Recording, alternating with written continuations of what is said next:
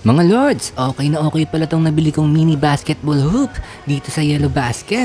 Ang laking tulong sa improvement ng shooting ko. Kaya sa mga kabasketball natin dyan na gustong maibalik ang kanilang shooting accuracy, like Hishashi Mitsui, maire-recommenda ko itong mini hoop na ito. Pag na-master mo na ang shooting dito sa mini hoop na ito, garantisado pa nag-shooting ka na sa actual standard basketball ring. Siguradong taginting ang iyong shooting.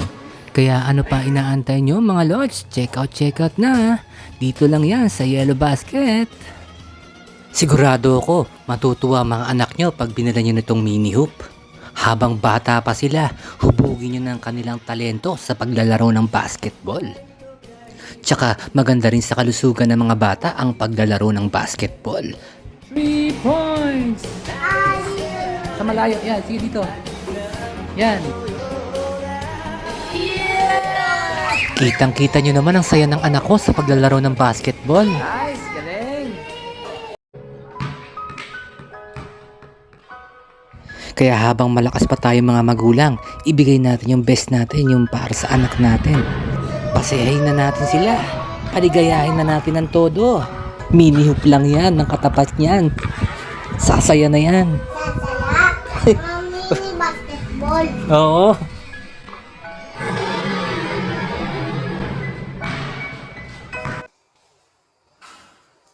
Yes! So, dito ka naman. Dito ka. 1, 2, 3.